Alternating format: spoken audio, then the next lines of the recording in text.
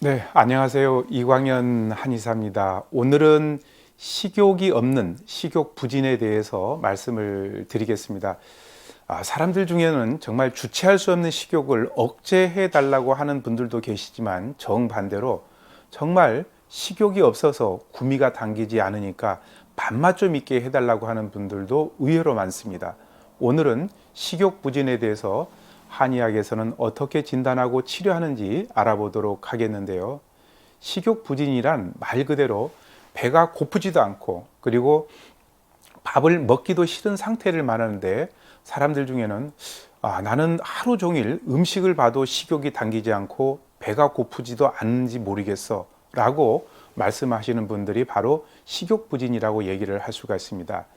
대개 이제 이런 식욕 부진 같은 경우에는 내부적으로 아무런 문제가 없는 경우에도 발생하는 경우도 있지만, 경우에 따라서는 우리 몸 안에 어떠한 부분들이 이상이 생겼다라는 그런 신호일 수도 있습니다. 어떤 때 이런 식욕이 없는지 알아보면은, 원래 선천적으로 체질적으로 식욕이 없는 그런 사람들이 있죠. 체질적으로 보면은 소음인 체질이고요. 그리고 두 번째, 큰 병을 앓고 난 뒤에 입맛이 돌아가지 않는 경우가 있고요. 그리고 세 번째는 근심이나 걱정거리, 심한 스트레스를 받고 나서 입맛이 돌아가지 않는 경우가 있고, 과로를 하고 나서 입맛이 없다고 호소하시는 분들도 있고, 고령이나 나이, 음주 이런 것들로 인해 가지고 입맛이 없는 경우도 있습니다.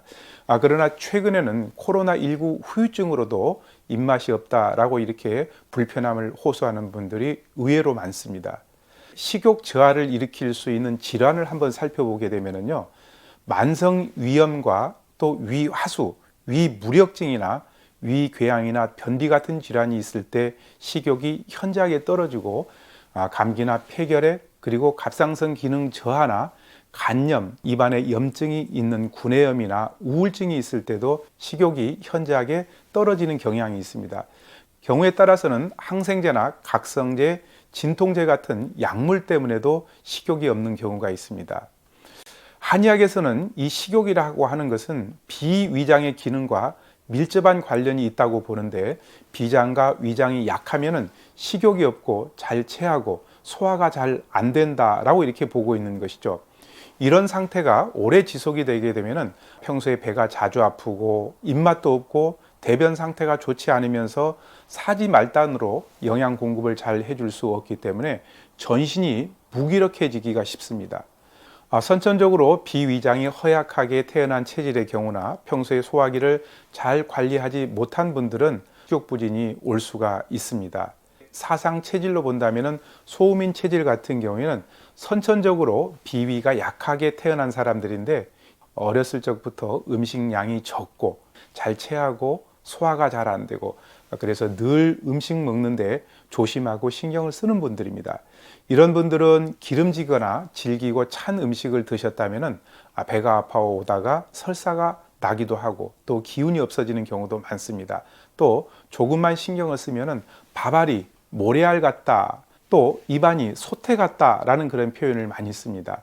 소음인 체질은 배불리 먹는 것보다는 차라리 몇 길을 거르는 것이 속이 편하다라고 이렇게 하는 경향이 있습니다. 소음인 체질과 반대 체질인 태음인 체질 같은 경우에는 태음인은 평생 소화장애가 무엇인지 모를 정도로 소화력이 왕성한 체질들입니다.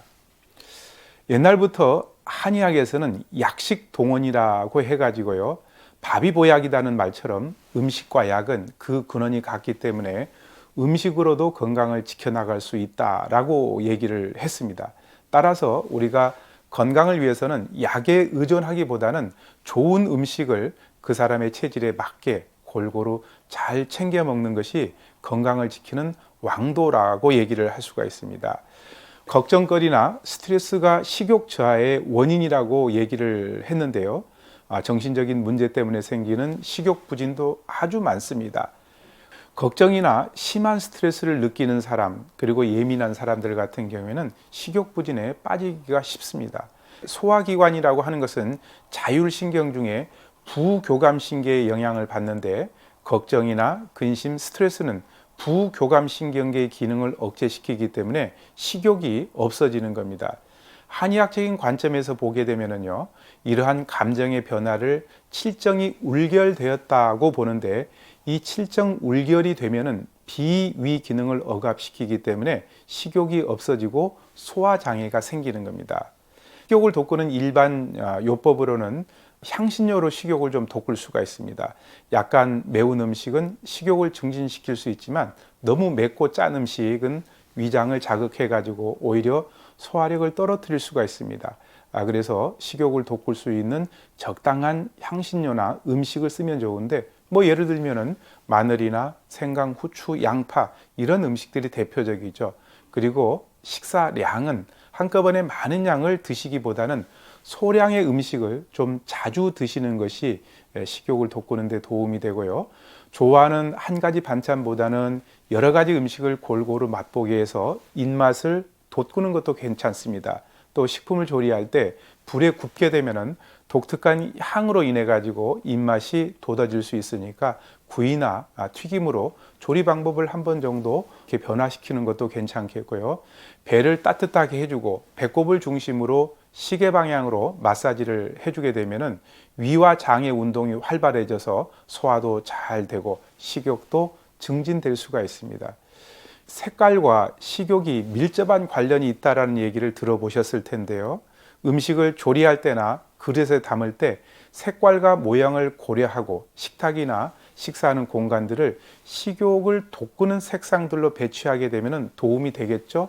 예를 들게 되면은 식욕을 돋우는 색 같은 경우에는 붉은색이나 또 이제 노란색, 오렌지색, 핑크색, 연두색, 흰색 이런 색들은 식욕을 돋우는 색이고요. 반대로 식욕을 억제하는 색도 있는데요.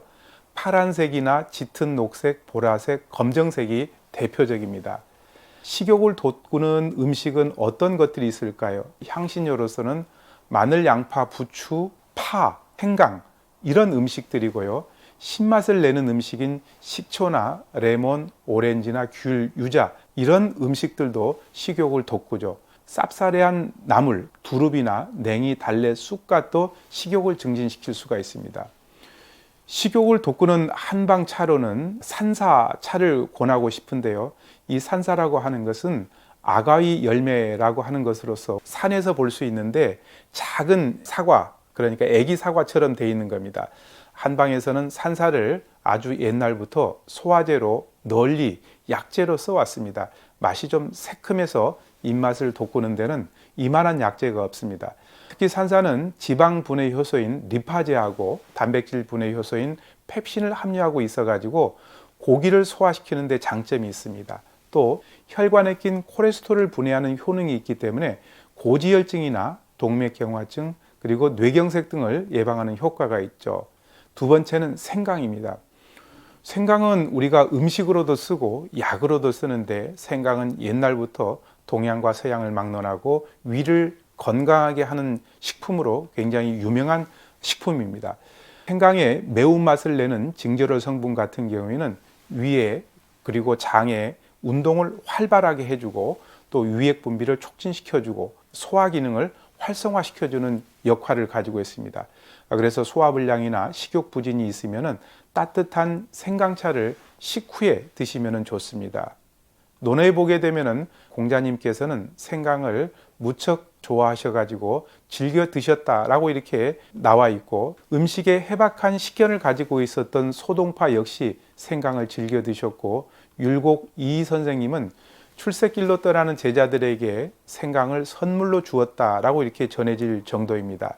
식욕이 없는 사람들 같은 경우에는 산사 20g에 생강 큰 거 한 톨을 넣고 물 1000cc 정도 넣고 1시간 정도 달여가지고 그 물이 반절 정도 줄어들게 되면은 차처럼 복용을 하면은 좋습니다.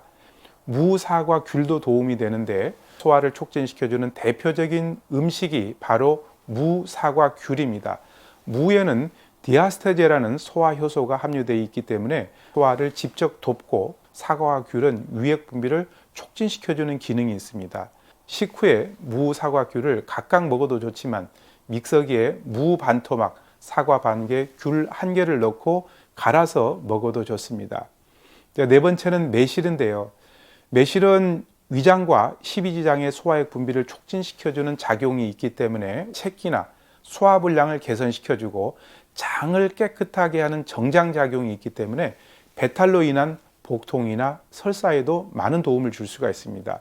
또 매실에는 구연산과 비타민C가 풍부하게 들어있기 때문에 음료수처럼 꾸준하게 마시게 되면 소화와 피로회복, 일석이조의 효과를 볼 수가 있습니다. 밥맛을 좋게 하는 지압요법을 말씀드리면 합곡과 태충, 중안 세 개 경혈인데요. 합곡은 엄지와 두 번째 손가락을 붙였을 때 합쳐진 부위의 끝이고요. 태충은 엄지와 두 번째 발가락을 붙였을 때 합쳐진 부위 끝에서 발등 쪽으로 3cm 정도 올라오게 되면 그곳이 바로 태충이라는 경혈입니다. 중안은 배꼽위에 5cm 되는 경혈인데 해부학적으로는 위장의 가운데에 있습니다. 그래서 합곡과 태충, 중안 이 부위를 지압을 해주게 되면 위와 장의 운동이 활발하게 되면서 식욕이 생길 수가 있죠. 마지막으로 식욕을 돋구는 처방을 꼽으라면 향사 양이탕을 꼽을 수가 있는데요. 이 향사 양이탕은 3단계로 식욕을 증진시켜주는 효과가 있습니다. 1단계는 방향성이 좋아가지고 식욕을 증진시켜주는 약재들이 들어가 있는데 예를 들면 사인, 후박, 진피, 백두구, 목향. 그 다음에 이제 2단계는 위를 튼튼하게 하는 약재가 들어가 있습니다. 백출, 창출, 복령. 그리고 3단계는 인체의 전반적인 생리 기능을 활성화시켜주는 인삼, 대추가 들어가 있는데요. 이렇게 3단계로 식욕을 증진시켜주는 것에서부터 인체의 전반적인 기능까지 활성화시켜주기 때문에 살이 찌지 않는 근본 문제를 해결할 수 있는 처방이 향사 양위탕입니다. 여기에 스트레스나 또 걱정, 근심 이런 것들로 인해 가지고 가슴에 뭉쳐진 기운을 풀어주는 향부자를 넣게 되면은 스트레스나 신경성으로 인해 가지고 생기는 소화불량에 많은 도움을 받을 수가 있습니다. 평소에 식욕이 없고 소화가 잘 안 되고 그리고 마른 분들 같은 경우에는 향사 양이탕을 그 사람이 가지고 있는 체질이나 병증 이런 것들을 감안을 해서 처방을 한다면은 많은 도움을 받을 수가 있을 겁니다. 저도 실제로 이 소화기 쪽에 문제가 오는 사람들에게 향사 양이탕을 굉장히 많이 처방을 하고 있는 상황입니다. 오늘은 식욕이 없는 식욕 부진에 대해서 말씀을 드렸습니다. 감사합니다.